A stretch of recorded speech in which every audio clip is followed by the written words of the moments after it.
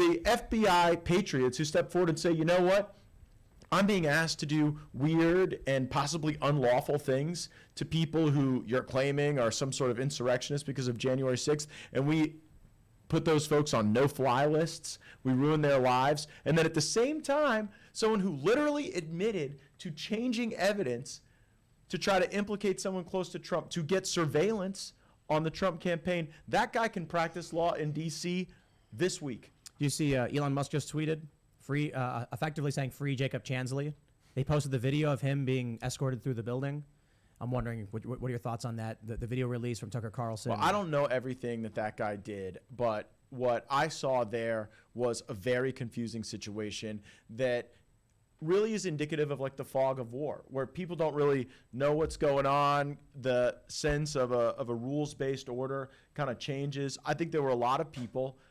And again, I don't know everything Chansley did. I don't know if there's gonna be a different feature to his involvement that day, but that conduct did not appear to be criminal or violent or worthy of the type of extended prison sentence. Even if it's a technical violation of federal criminal law, prosecuting that, putting someone in prison just for those portions that we saw on Tucker seemed itself not to be justifiable. Elon Musk tweeted a video of him standing outside with a bullhorn saying, "Everyone leave, go home." Trump says, "Go home." He doesn't want you here, and they're yelling at him, "No, we're coming."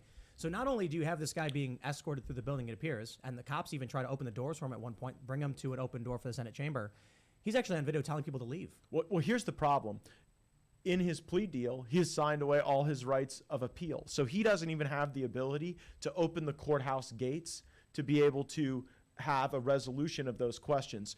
Any honorable and reasonable prosecutor would make their own motion and would make it along with the defense if necessary to set aside that plea deal and to be able to evaluate the extent of criminal acuity. That is what a moral prosecutor would do. They would not be drug into court by the defense lawyer. They would actually go and make the motion themselves. What I have seen come out of the DOJ and the Washington field office of the FBI is that this place is the geography of rot. There is not political capture of the FBI in every corner of this country. It is New York, it is Washington, D.C. principally.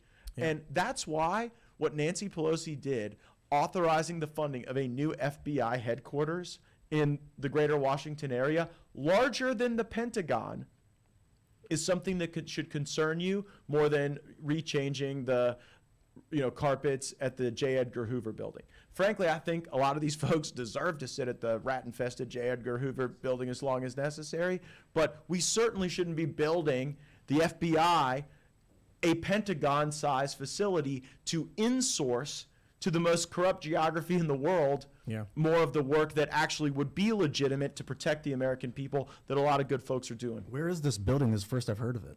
Oh, it's authorized and funded in the big omnibus legislation that Nancy Pelosi, the $1.7 trillion in spending that we talked about last time we were on the show, part of that was this massive facility for the FBI, and it's going to be out in Northern Virginia.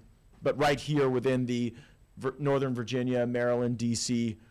swamp. Did they tell you what it's going to look like? Is it going to be a fortress? What?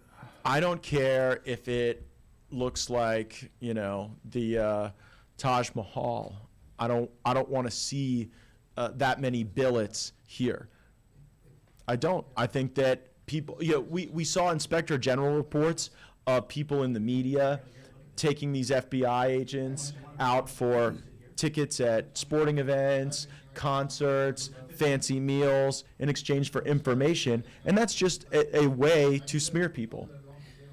I heard someone talking about the FBI, and they had mentioned that the role of the FBI had gone from, and this was someone at one of the hearings, that the FBI's role had gone from being a law enforcement agency to being an intelligence agency. So that was the post 9/11 thing.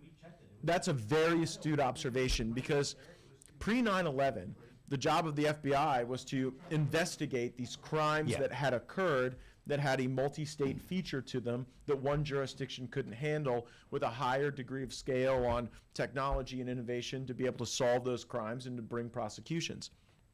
After 9/11, Bush goes to Comey and basically says it's not enough to investigate crimes and bring prosecutions. We have to go and be predictive. We have to go and be an intelligence organization to stop things from happening in the future. And that resulted in a culture shift that a lot of the old timers, the kind of Joe Friday types, resented.